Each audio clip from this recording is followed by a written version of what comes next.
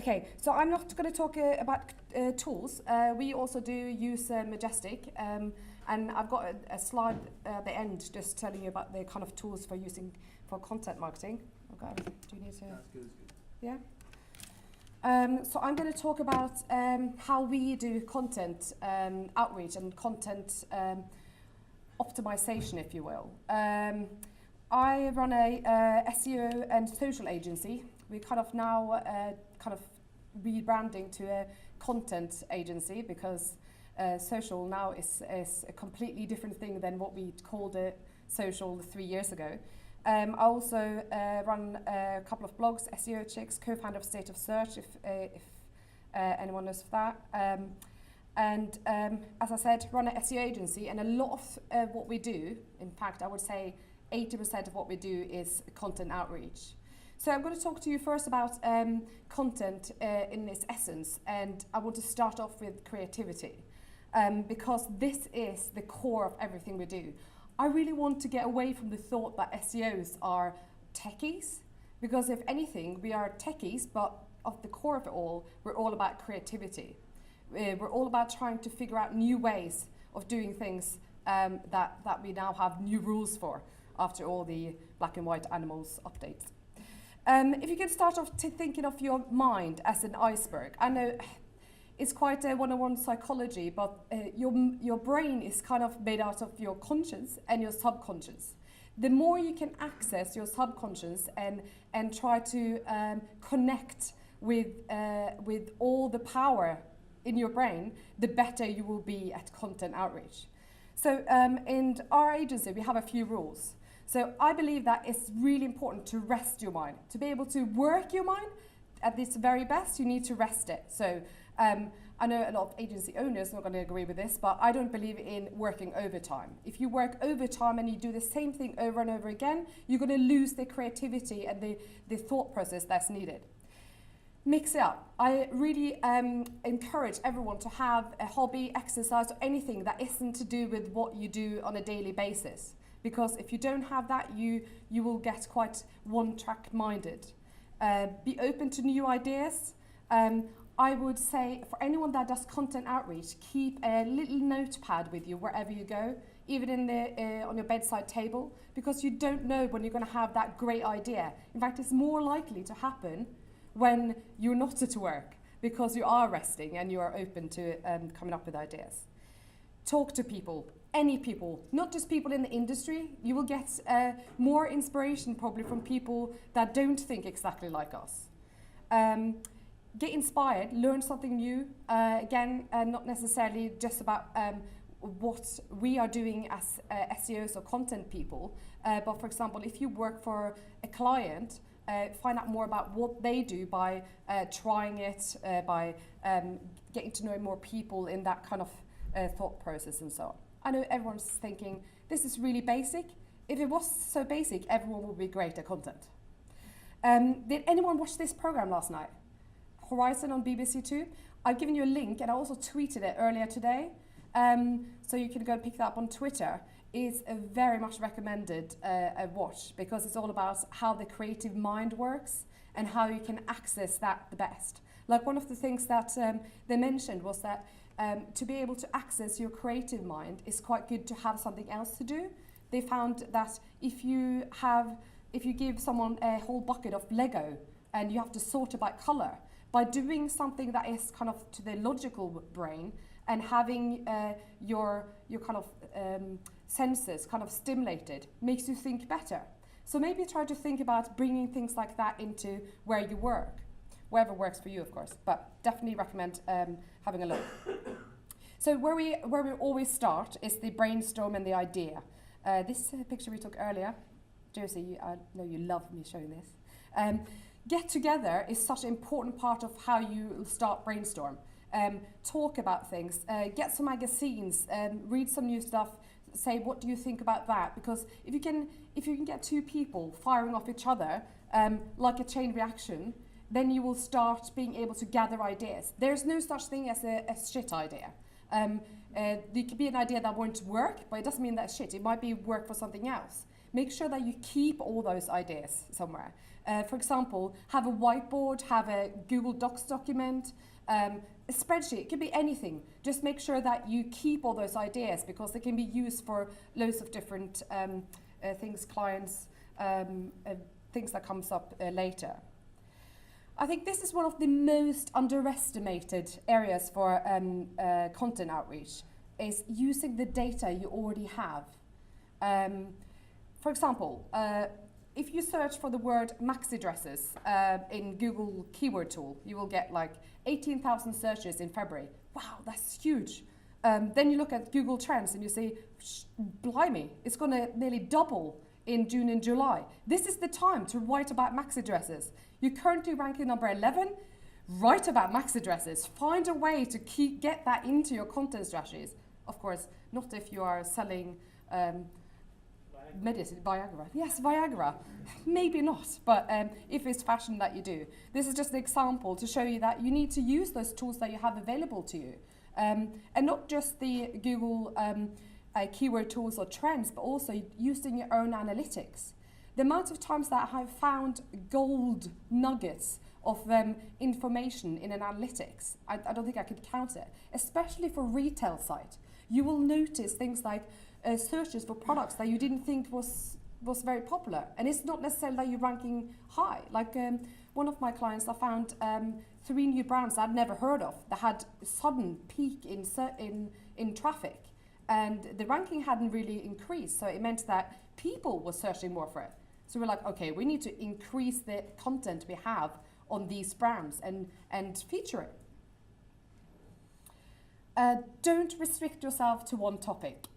It's all about the angle. If you have a retail fashion site, you don't need to write just about fashion itself or what the top trends are or whatever. That's dull. There are other 50 million sites that write about that. So for example, with fashion, women, men's lifestyle, mother and baby, green. In fact, I would say that one of the most successful angles that you can pretty much fit any kind of content strategy into is the green angles. There are lots of sites that are targeting green technology, green issues that you can make relevant. For fashion, you can make the top 10 most eco-friendly fashion brands. Technology, again, gold mines, they're really easy to write content for this. And it can be anything from iPad apps or what people do well. Art and culture, very much relevant. I've got a few examples to show you of this later. And travel. There's not many angles that most of these kind of category sites wouldn't be relevant for. In fact, we've written content for doors for over 4 years, and we're still writing. Yes, we did write an article about how to strip paint off doors. It got placed though. So there's no such thing as a dull angle. Remember, content strategies is on page as well as off page. It's not just about the links getting to your site, but also the content you have on your site. Does your client company have a blog? If you don't, use it. And if you're an agency, how many agencies here? Okay, quite a few. How many in-house people? Entrepreneurs? Okay, so all of these people need to have a blog, need to have some kind of content on your site that could increase your keyword reach. Having content on your site will increase the number of keywords you can be found for. So what is the point of having being found for the top 3 keywords when the actual real reality is that the volume keywords are likely to generate 30% of the potential traffic to your site? All the real volume is in the 70% that are long tail, that are likely to be traffic that comes from blog content or additional articles. One of our clients, Minto, we have writers that are particularly interested and good at writing about fashion. They also blog for the client. How many doesn't know what rel author is? Okay, so rel author is a tag from Google that will associate any content that you write to your Google Plus profile. So this is a big reason why everyone should have their writers also blogging by their name, because now you will also start increasing the potential authority for that person, not just the site.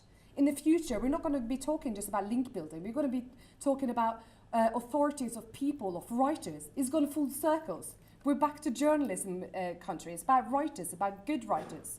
So if you have a blog, make sure you implement rel author. Make sure that if you're an agency, that the people that do content outreach are good enough to also blog on the client's website. If you don't like writing, don't. Don't force it. If the content isn't good, it's not going to be placed. Do something else. Images, infographics, videos, drawings. This is also content and can be placed. In fact, I was speaking at SDS how long ago? Quite 5-6 months ago, where a guy, instead of doing a blog post, he did drawing of the entire session.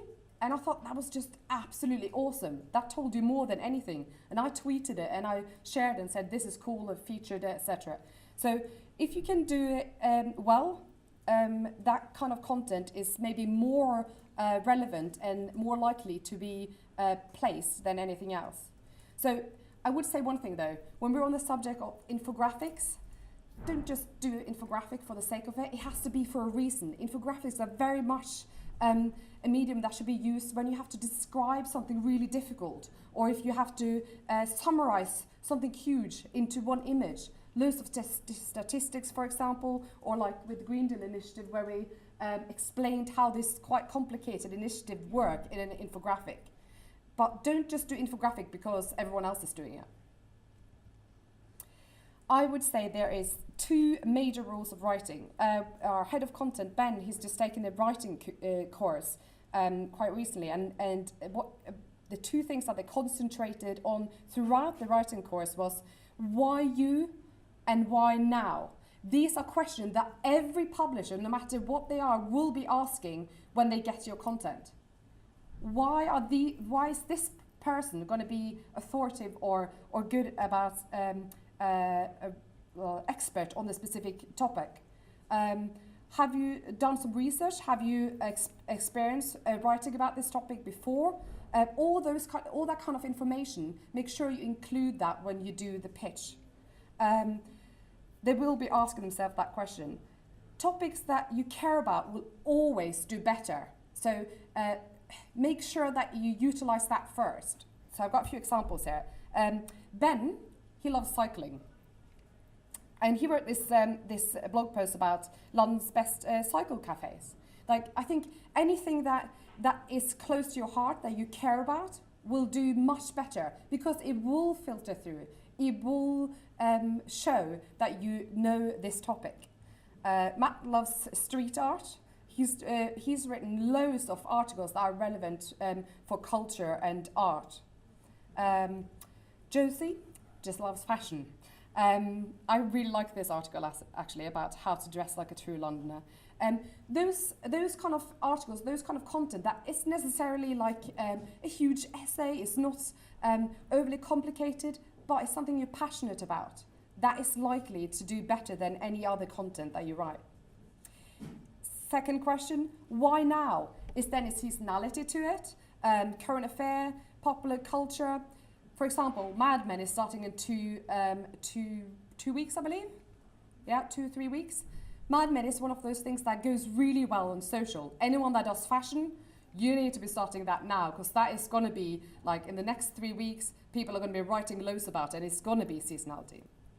Current affairs, again, seasonality with the kind of maxi dress in the summer, what comes up, events, conferences, anything like that. Or simply that it's new, no one else has talked about it. Have you got some research? Have you got a white paper? Have you got something that no one else knows yet? The one thing I would say is the holy grail of content outreach is you should produce good quality content. Invest in people that are great at writing. Don't sell, but write. Think like a journalist, not necessarily a PR. Because if we think selling, if we think PR is it will be the wrong angle for them to think that this is something that should be publishing without charging for it. So that I think is the one of the core rules for content marketing. Use social in your content strategy. This is why SEO and social was always meant to be together, because content is what connects it. So use the social media, the ideas to make that happen. Like, it could be simple ideas, like for example, this example for a client, contact the client and ask, can you get a hotel room for free? And then we're going to contact these people and say, we're going to do this competition, we're going to do all the work, you're going to give your readers a free hotel room. And we got a link to a very authoritative website. It wasn't that much work. What's this tool called again, Ben? Rafflecopter, awesome, really good. Basically minimal work for us, and it will pick out the winners and all of this. Another example is taxi advertising, where we needed to target people that were in the creative and marketing industry, yet all the normal clients were all in the media industry. Taxi advertising tends to be very one-dimensional and usually to do with like 6p calls to a country or a bank. It's very kind of plain, and they wanted to target people that thought creatively. And so using a medium like social and content outreach like the blog, we created a campaign where we got creative designers to come up with fantastic ideas for how you can do taxi advertising. We had some of the biggest agencies in town for advertising agencies and some huge brands like Chevrolet and Panasonic, etc. And we got them all to tweet. You might say, 1,000 tweets isn't that much. 99% of those were within those agencies. So then there's no one really in those agencies that don't know taxi advertising. So use content marketing, use social for actual business, not just for getting the links. Think bigger. Also wanted to show you how you can impact social influences with content and how you can help your site and potentially get links through this. One of the sites that we work on is Green Deal Initiative. Green Deal Initiative, anyone know what Green Deal Initiative is? Very few. Okay, so it's a relatively new government initiative that will give you £10,000 basically to improve your home and make it more energy sufficient. Things like doors, loft insulation and so on. So the MP for this Green Deal Initiative is Greg Barker. So obviously we were following him on Twitter. A lot of the things in the last half year has been a lot of controversy around the Green Deal Initiative. And one day he posted this on Twitter saying, everyone's scaremongering, they don't really get it. This guy has not got time to write any content about why it will work. So we then wrote a blog post on the Green Deal Initiative saying 5 reasons why it will work. Within half an hour, here you go, here's the content, this is why it will work. He retweets it to all his followers. They will all read it, and then within a week, we got contacted by the Department of Energy and Climate Change asking if they could also host it. So content outreach and content marketing isn't necessarily just about pushing things, but it's about being open to all the things around and all the influences and all the opportunities that can come your way. Also want to mention a few of the tools that we use. So I think most of the stuff about the things that you need to analyze was covered with Dixon. But from a management point of view, content outreach and link development can be really difficult.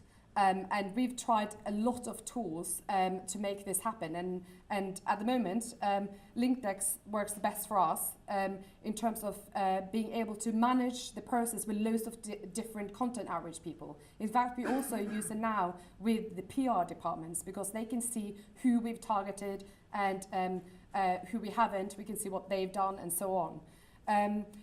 Using Google, Google has already told you who they think are the most authoritative on any keyword by displaying it. So use Google. It's very manual, but it's still the most authoritative way of saying what works.